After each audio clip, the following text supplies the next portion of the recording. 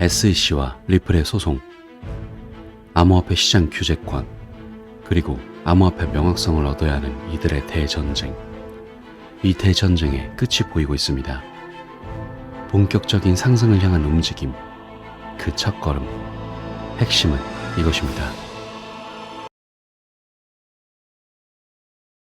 안녕하세요, 크립토피아입니다. 금일 브리핑 시작해 볼게요. 먼저 말씀드릴 건 이겁니다. 크립토닷컴에서 XRP 유로 거래상에 대한 지원을 추가했어요. 여기서 이 크립토닷컴 거래소는 비자카드랑 연결이 된 곳이기도 하고 8천만 명 이상이 이용하고 있는 규모 있는 암호화폐 플랫폼이라고 보시면 돼요. 여기서 물론 XRP 같이 인기 있는 암호화폐가 상위 거래소 목록에 드는 게 드문 일은 아닌데, 이렇게 유로 쌍 거래를 지원하는 건 사실상 일반적인 추세는 아니거든요. 유럽연합의 규제 조항 때문에 유로 쌍 거래가 상장하기가 굉장히 어렵거든요. 그럼에도 불구하고 XRP 유로 거래상이 상장이 되었다는 것은 일전 약식 판결에서의 법적 판례가 미국에서 확립된 이후 XRP를 시장에서 받아들이는데 더욱 쉬워졌다는 점을 강조하는 것이기도 해서 명확성을 얻고, 더불어 이 소식은 유럽 지역에서 XRP에 대한 채택을 높일 수 있기도 하며 또 관련 투자금 유입도 기대해 볼 수 있기 때문에 여러모로 좋은 호재라고 생각되는 소식이라 기분 좋게 체크하시고요. 다음으로 일전에 리플과 업홀드가 파트너십을 맺은 거 다들 기억하실 텐데, 그와 연계되는 호재 체크해 드리려고 가져왔어요. 업홀드의 토퍼를 활용하는 줌 및 기타 지갑 사용자는 이제 구글페이 및 애플페이를 사용하여 XRP 및 기타 암호화폐 자산을 구매할 수 있게 된 거거든요. 업홀드의 토퍼 서비스는 구글페이 서비스를 결제 옵션으로 통합하여 안드로이드 사용자가 XRP 및 기타 200개 이상의 지원 자산을 원활하게 구매할 수 있도록 했어요. 또한 이런 구매는 안드로이드와 iOS 사용자가 모두 사용이 가능하다고 하는데, 이 소식은 XRP와 기타 암호화폐 구매 수요를 매우 크게 늘릴 수 있어요. 어쨌든 자산을 구매할 때 신용카드나 직불카드에 관련한 다양한 문제들이 있는데, 이런 문제들을 우회해서 훨씬 더 간단하게 XRP와 기타 다른 자산을 구매할 수 있게 된 거기 때문이죠. 물론 이 소식이 XRP만 해당되는 호재 소식이 아니긴 하지만, 현재 업홀드는 XRP의 굉장히 친화적인 거래소이기 때문에 더 의미가 있어요. 그 예로 일전 6월에 줌은 원활한 XRP 구매를 위해 온램프 프로토콜을 통합하려고 업홀드와 제휴를 맺었고, 그 이후 업홀드는 수수료 없는 XRP 구매 같은 캠페인을 도입해서 XRP에 대한 지원을 계속해서 확대해 왔기 때문에 앞으로도 특히 XRP 투자자들을 위해 다양한 이벤트를 지원할 것이란 기대감도 같이 있기 때문이죠. 따라서 결과적으로 구글페이 및 애플페이를 사용할 수 있는 사람이라면 누구나 XRP를 구입할 수 있는 우회로가 뚫린 것이기 때문에 전 세계적으로 꾸준한 수요를 촉진시킬 수 있는 소식이라 생각되어 매우 긍정적으로 체크할 수 있겠네요. 자, 다음으로 이 영상의 오른쪽에 있는 이분은 리플의 에이펙 영업 부사장인 피오나 머레이거든요. 최근에 리플 페이먼트 로드쇼라는 행사가 열렸는데, 여기서 머레이는 리플이 혁신적인 솔루션을 통해 어떻게 국경 간 결제를 구현하는지 강조하면서 지금 XRP는 500개가 넘는 회사에 국제거래에 사용되고 있다, 이렇게 웅장한 멘트를 전해줬어요. 그리고 이건 이제 시작이고 더 많은 회사가 리플의 결제 솔루션을 채택할 것이라고 추측했는데, 실제 기업명을 공개하진 않았지만 은행 부문의 일부 유명 기업은 뱅크 오브 아메리카를 포함하여 리플의 결제 솔루션을 채택했다고 말하기도 했어요. 그만큼 리플의 결제 시스템이 뛰어나다는 걸 다시 한번 인식을 시켜준 건데, 이번에 리플의 ODA 솔루션은 리플 페이먼츠로 이름까지 변경하면서 새로운 미국 기반 기업 고객, 특히 국경 간 송금 라이센스를 보유하지 않은 기업을 유치하는 거에 박차를 가하고 있어서 더욱 기대되고 있는 상황이죠. 만약 이런 기업들의 협업이 지속된다면 정말 미래엔 국경 간 송금의 기본 옵션 중 하나가 XRP가 되지 않을까, 그런 생각도 되거든요. 이게 단순한 바람이 아니라 실제로 리플은 그런 로드맵을 그려가고 있거든요. 그리고 여기에 더해서 하나 더 긍정적인 소식을 체크해 드릴게요. 이번에 연방준비은행이 CBDC에 관련해서 설문조사를 진행했는데, 이게 또 리플의 입지가 얼마나 대단한지를 알게 해주거든요. 연방준비은행이 CBDC 도입에 대한 수수께끼를 풀기 위해 22개의 문의사항이 포함된 설문지가 공개됐는데, 이 설문지는 중앙은행 디지털 통화와 관련된 위험, 장점, 개인정보 보호 문제 및 기타 중요한 여러 부분들을 포함한 내용과 질문들이 들어있고, 이 토론에서 리플이 엄청난 주목을 받은 거죠. 여러 응답자들이 XRP에 관해서 토론을 진행했는데, 이 토론에 참여한 사람들의 발언을 살펴보면 비트코인, 이더리움 또는 리플과 같은 개인 통화를 불법화하여 암호화폐 시장을 폐쇄하지 말아라, 소비자가 선택하게 하면 업계는 계속 혁신할 것이다, 이런 멘트를 전하기도 했고, 리플이 XRP 레저를 사용하는 제품과 같은 연합 사이드 체인의 CBDC는 실제로 현재 금융 시스템보다 더 안전하고, 리플은 양자 컴퓨팅에 적응할 준비까지 되어 있다, 이렇게도 말하거든요. 584페이지 분량의 전체 문서에서 XRP만 111번이 언급되면서 엄청난 관심을 받고 있는 거죠. 결과적으로 이들 토론의 핵심 내용은 리플과 XRP는 고액의 국경 간 결제에 사용할 수 있는 완벽한 가교 통화이다, 있습니다. 만약 CBDC가 정말 필요한 기술이라면 굳이 이걸 미국이 따로 개발하지 말고 기존 레거시 시스템에 비해 압도적으로 저렴하고 빠른 리플과 협력해서 XRP 레저를 활용하여 사이드 체인을 만들어서 연방준비은행의 통화와 민간 부문 간의 파트너십을 맺어라. 이런 내용이 XRP 관련 주 내용입니다. 즉 리플이 CBDC에 얼마나 적합하고 또 효율적일 수 있는지 이미 토론에 참여한 주 분석가들과 소비자들은 알고 있는 거죠. 지금 현재 이런 설문조사를 했다는 것은 이미 전 세계 중앙은행들이 진행 중인 CBDC에 미 연방준비은행 역시도 적극적으로 참여할 의지를 밝힌 거라고도 볼 수 있는데, 만약 미국의 CBDC 시장에도 리플 XRP가 적극적으로 활용된다면 세계 공용 통화까지는 아니더라도 그중 하나에 XRP가 들어갈 수 있는 가능성도 열리게 된다고 보고 있어서 정말 어마어마한 전망을 품고 있다고 생각해요. 하지만 투자자들과 홀더분들 입장에서 아쉬운 건 이렇게 어마어마한 전망을 품고 있는데 왜 시세는 이토록 오르지 않을까 생각이 드실 수 있는데, 화면에 보이시는 이분은 우리 리플 홀더들의 든든한 대변인 존 디튼 변호사죠. 최근에 존 디튼 변호사도 그런 말을 해요. SEC한테 부분 승소를 했는데 이렇게 XRP 가격이 저조할 수 있냐, 솔직히 1달러는 넘을 줄 알았다, 이런 말을 하는데, 또 다른 리플의 우호적인 변호사 빌 모건도 XRP 가격 상승률이 비트나 이더는 물론 다른 메이저 코인보다 한참 뒤처질 줄은 몰랐다, 이런 말을 하거든요. 그만큼 다소 이상할 정도로 XRP 가격이 상승하지 않고 있는 거예요. 결국 약식 판결에서 리플의 유리한 판결이 나왔음에도 불구하고 현재 진행 중인 소송이 끝나지 않았기 때문에 계속해서 시세를 억누르고 있다고 볼 수 있는데, 이 리플 소송에 관해서 현재 리플과 SEC는 합의 조건을 논의하기 위해 비공개 회의를 진행했습니다. 일전에 법원은 양 당사자에게 합의를 고려하고 합의 조건을 협상할 것을 명령했고, 이를 위해 양측은 여러 가지 회의를 가졌는데 그중 하나가 11월 30일자로 열렸던 거죠. 여기서 예상되는 논의 주제는 행정 절차의 제도 및 규제, 금지 명령의 제정 및 해결, 분쟁과 관련된 요청 해결 등 다양한 질문들을 포함해서 가장 핵심은 역시 SEC가 리플에게 요구한 7억 7천만 달러의 벌금에 관련한 내용이겠죠. 시장 전문가들은 리플 측이 이 벌금을 1억 달러 미만으로 낮출 것인데, 만약 2천만 달러 아래까지 낮추는 게 성공한다면 완벽한 리플의 승리일 거라고도 예측하고 있어요. 그리고 실제로 SEC가 이전에 벌금을 매겼던 여러 기업들의 목록을 보면 최종적으로 기업의 벌금이 10배 이상 낮아진 사례도 있어서 더욱 가능성 있는 얘기일지도 모른다고 보고 있죠. 더불어 사실상 현재 SEC는 본인들이 승소하는 게 어렵다는 걸 알기 때문에 개인적으로 이들이 가져가는 명분이 중요하다고 생각하는데, 지금 SEC에게 중요한 건 리플의 벌금 액수가 아니라 리플이 벌금을 냈다라는 명분이 중요한 거라고 생각합니다. 이런 명분이 있으면 어쨌든 벌금을 낸 거니까 SEC가 완벽하게 패소했다고 보기는 어려울 것이고, 반대로 리플 측은 벌금을 냈지만 명확성은 가져가는 그림을 가져올 수 있기 때문에 누가 승자이고 누가 패자인지 애매하게 만들어 원만하게 소송을 끝내는 그림이 최고라고 생각합니다. 그리고 현재 합의 일정 조율 과정이 생각보다 수월하면 2024년 7월에는 결의안에 도달해서 그때까지 합의가 마무리될 수 있는 가능성도 있기 때문에 이 같은 이번 비공개 합의 회의를 시작으로 내년도까지 더욱 주목해야 하는 이유가 되기도 하죠. 그리고 정말 내년도에 소송이 마무리된다면 다가오는 상승장과 함께 호재들이 맞물리면서 리플은 정고점을 가볍게 뚫는 어마어마한 상승이 나올 거라고 보고 있어요. 따라서 리플의 시세를 보면 답답하신 투자자분들 많으시겠지만 그만큼 힘을 응축하는 단계라고 생각하시고 여유로운 투자 관점으로 지켜보시길 바란다는 말씀을 끝으로 금일 브리핑은 마무리하도록 할게요. 마지막으로 영상 아래에 고정 댓글 보시면 이렇게 시장의 다양한 관점들에 대해 교류할 수 있는 소통방 링크 있으니까 많은 참여 부탁드리겠습니다.